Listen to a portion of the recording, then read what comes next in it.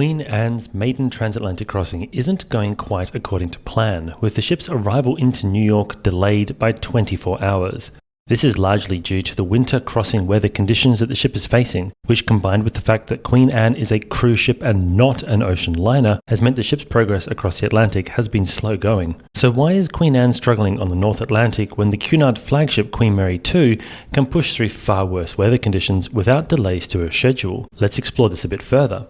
I'm maritime history author and lecturer Chris Frame, and thanks so much for joining me. Firstly, it's important to note that Queen Anne is a cruise ship and not designed to undertake direct point-to-point transatlantic crossings. The ship is a Pinnacle-class cruise ship, which was a design first created for Holland America, a Carnival Corporation brand, and was used as the platform to create the 249th Cunard ship. Queen Mary II, on the other hand, is an ocean liner, specifically designed to undertake the transatlantic crossing. The ship's unique ocean liner aspects were carefully created to ensure that she could undertake the challenging route in all weather conditions. The differences between the two ships' designs cannot be starker. As Queen Anne was designed for cruising, she has a shorter bow, a lower freeboard, and a flatter bottom to her hull than Queen Mary II. Queen Anne is also much slower, with 2 pods producing a maximum of 22 knots, compared with Queen Mary II's 4 pods that can enable her to achieve just shy of 30 knots. So what does this mean in a practical sense?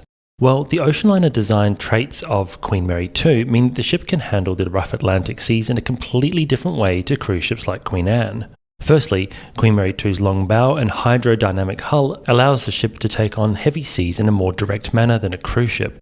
QM2's reinforced hull plating, typical of an ocean liner, is far thicker than a cruise ship, which allows her to withstand the pounding of the Atlantic without needing to slow down as much as a cruise ship does, or alter course as much to avoid rough seas.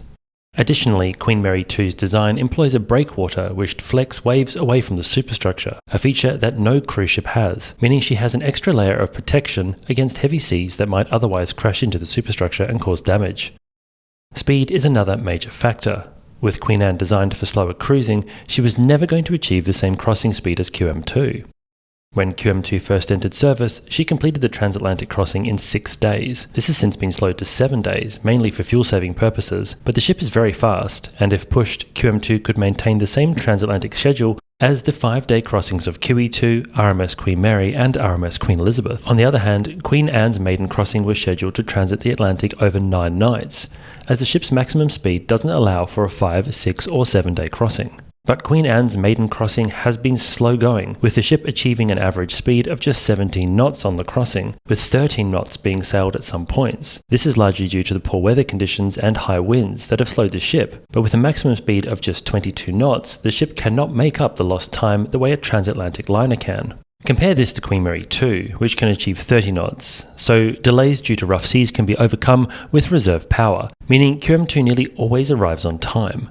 In fact, it's not uncommon to see QM2 running at high speeds to maintain her Atlantic schedule when weather interrupts the progress of the ship. I noticed this aboard the ship in 2019, when during a November crossing we hit force 12 weather. The ship battled her way through this weather and still arrived on time, given to the boost of reserve power available to make up the time that was lost, coupled with the ocean liner design aspects that enabled the ship to operate at a far higher average speed than a cruise ship can. And to be honest, the movement on board the ship wasn't that bad. QM2 handled it so well that I often get comments on the footage that I took that day that it can't possibly be a force 12.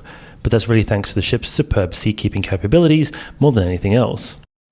This video is brought to you by me and my new book, The Evolution of the Passenger Ship. In The Evolution of the Passenger Ship, we've brought years of research together to create a book that takes you on a journey from the earliest sailing ships right the way through to the modern behemoths that we see today. The Evolution of the Passenger Ship is available at all good bookshops, and if you buy a copy, you help us by supporting the channel.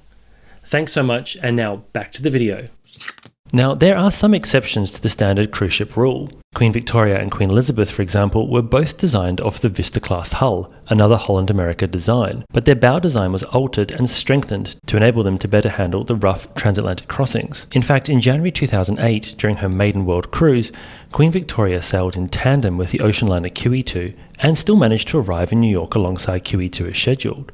Though the QE2 definitely outperformed Queen Victoria, QV's altered design meant that she was able to handle the Atlantic better than the average cruise ship, but Queen Anne has not had such modifications. Now with that said, cruise ships can of course make transatlantic crossings. Many do transatlantic repositionings, but usually these run slower and take a far more southerly route than the traditional line voyages undertaken by liners such as QM2. And Queen Anne is a fabulous cruise ship. I thoroughly enjoyed my time on board in May last year during the maiden voyage, and she handled the Bay of Biscay, notorious for rough seas, really well. I'm also looking forward to returning to the ship this year when it's in Australian waters, but I do hope this video helps clarify the differences between a cruise ship design and an ocean liner, especially on the North Atlantic, and why Queen Anne is going to arrive in New York late. And if you ask me, there's really only one way to cross the Atlantic, and that is on board the only ocean liner left in service, Queen Mary 2. If you're interested in more about this topic, I've made a video that explains the ocean liner design traits in more detail, which I've linked in the description below. Thanks so much for watching, and until next time, I hope to see you on board.